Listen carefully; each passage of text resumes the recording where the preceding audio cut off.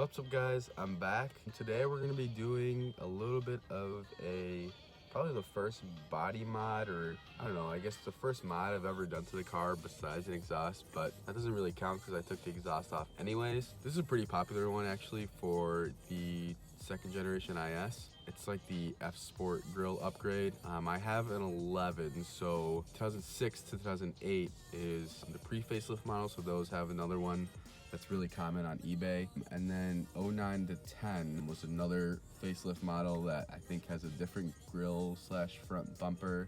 And 11 through 13, the last iteration of this second generation IS. And so I'm part of that last facelift. And so I think this is a little more hard to find the grill for this facelift model years, but I found one. He was part of a local IS club in Chicago. He was trying to get rid of it, so I picked it up, and I think the chrome part is cracked on the F Sport one, so I'm just gonna use the chrome piece from my grill now, and then we'll see how that works.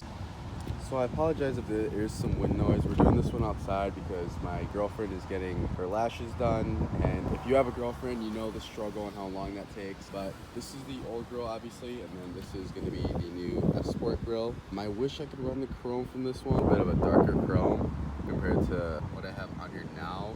But I mean, as you can tell, this crack isn't the prettiest, so we'll see how it works. If I can still use it, I probably will if it doesn't look too bad, but otherwise I'll just use the old chrome that I have now. So the first thing I did, I'm gonna kind of do this inside the car just because one, the car needs a cleaning, and two, it is a little bit windy. I just took off the front engine cover, so if you guys have seen my other videos, you know how easy it is. Just literally pop in those little plastic clips, and then they all just kind of pop out of each hole, and then you just pull the plastic thing off.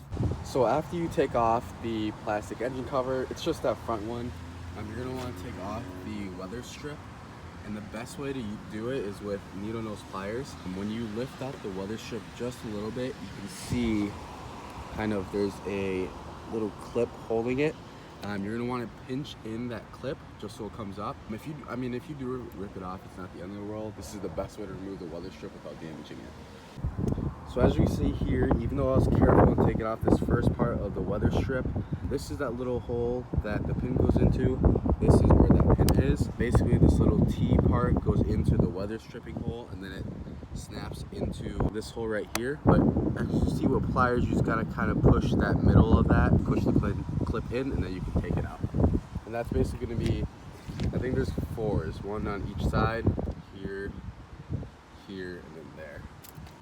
So I lied, there's way more than four. I found it was just easier to kind of massage the weather stripping and move it out of the T first. And then I'm gonna go back in with pliers and just kind of push them in together and then take them out of those little holes, just so that I can put it back into the weather strip. All right, so I finally got all of those little T-clip weather strip clips out. I think I might have lost two of them, which it's not a big deal because there's so many of them obviously, but I think there's somewhere in there, so I don't know, I'll see where it's at. The next step is to remove this bolt right here, and then to remove these right here. I don't really know how these work. I mean, it looks like it might have to do with like pressing in that two where there's that open slot right there, and then just lifting the bolt up. So it's actually even easier than I thought to remove these. You literally just take a flathead, push it underneath that top part right there, and then the bolt just kind of lifts up by itself. After removing those clips right there, this is a 10mm bolt that I just removed. This part of my grill looks like it's cracking already before I even started doing that. So if yours is cracked like that, obviously just be careful. I think the next steps, it looks like the grill is pretty loose, but it looks like there's a couple clips here and down there. Those clips, I think they just pop right out. We'll see how much force it takes. I've heard that it's a ton. All right, so we just got the grill out. Man, those clips are really hard to take out. If you feel like you're gonna break it, don't worry about it. It did not break for me, but yeah, they definitely do take some force. So it's literally these clips right here that go into those slots, and then it's these clips at the bottom that go into those slots. And that is what makes it so hard. Once you get it off, it literally just snaps right off. And then now, I don't know if most of you guys are gonna have to deal with this, but I'm gonna see how it is to take off this chrome piece so that I can reuse the chrome piece from the new grill. So I just started figuring out how to remove the chrome from the grill. And honestly, the best way to do it is take your needle nose pliers and these clips, and all of them kind of have like an indent right there. If you just kind of take the needle nose pliers and kind of put them like this and push down and close the needle nose pliers and kind of clamp it really hard and push it forward with two hands. Obviously it's hard for me to do with the camera, but if you just do that and you push it, I find that the chrome trim just comes right off. So I'm gonna keep doing that, working this grill, and then I'm gonna switch it over to the old grill that I have, and I'll show you guys what it looks like. So don't be like me. I was trying to pull off the clips off of the old grill, and I realized it was so much harder to pull off. And then I noticed that there were screws, and it looks like the grill that I got did not have any of these screws in. But there's screws here, here, and I think I'm gonna have to take these screws off too, because it looks like it's holding the chrome part to that black plastic part. So don't forget to take those out, and it's the same process with these little clips. So I just got the chrome piece off of the old grill. Now I'm just gonna put it back into the new grill, and it looks the exact same. So it should be that same process, just reversed.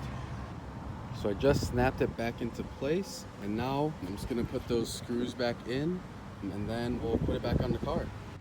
So here's kind of the after. I just put the grill back in place, snapped it all in with those clips, and I also put the chrome back on. Super easy. And then the next step, I think the best option is to put those plastic clips back into these T-clips back into the weather stripping, and that way you can just push those T-clips into the body and the grill of the car, and that way you won't have to worry about anything ripping or anything like that. So I'm gonna put those T-clips back in. I think the best way is to just slide this T part into these little holes, kind of something like this, and then once that's in, we just push them into the car. So I just got all of the T-clips into the weather strip. The next step is going to be put these clips back into these holes right here, and if they're anything similar to the engine cowl, I think they have to be pushed down so they're flat, and then I think you can just push them in.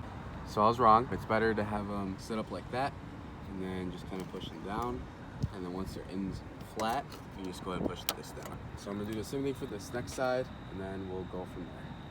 So once those clips are in, I noticed this also broke off right there. So it looks like I'm not gonna need that 10mm screw. So then I recommend when you put in the weather strip to lay it on the car and then just kind of start from the middle and push in those T-clips until you reach the ends. Because if you start from the outside, I feel like it's gonna be hard to gauge where everything is. So I'm just gonna start from the middle, I'll put it on. So I just massaged it back in. I think I'm still gonna put in this 10mm bolt just so I don't lose it. And then I'm gonna put on the plastic engine cover, and then we should be done. I think it looks really good compared to how it looked before. It's just a little more aggressive, nothing crazy, but maybe in the future I'll wrap this chrome piece just because I don't know how I feel about how it looks. The plastic engine cover back on, and if you've seen any of my videos, you'll know how to put these clips back on.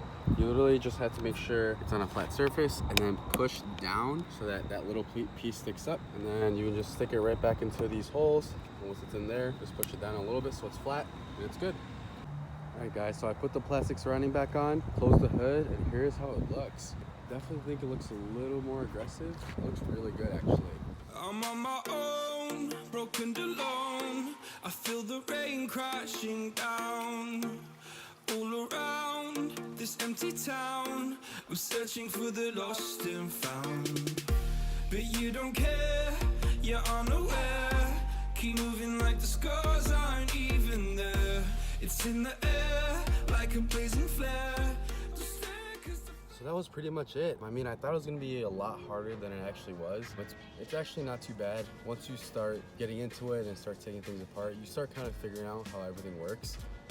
Obviously with the chrome piece, definitely be careful with that. And I just want to say thank you guys again for watching. I mean, I know I don't have a huge follower base. There's probably maybe not even 10, 20 people that continuously watch every videos, but it means a lot that everyone's watching. I'm happy that there's people commenting on my videos. I have, I think, 20 or 30 subscribers, so I do appreciate it again. Thank you guys for watching. If you have any questions, feel free to reach out to me. And there's another really good video on YouTube about how to do this, and there's also a really good write-up on Club Lexus. But yeah, so thank you guys for watching. I appreciate it, and I'll see you guys next time.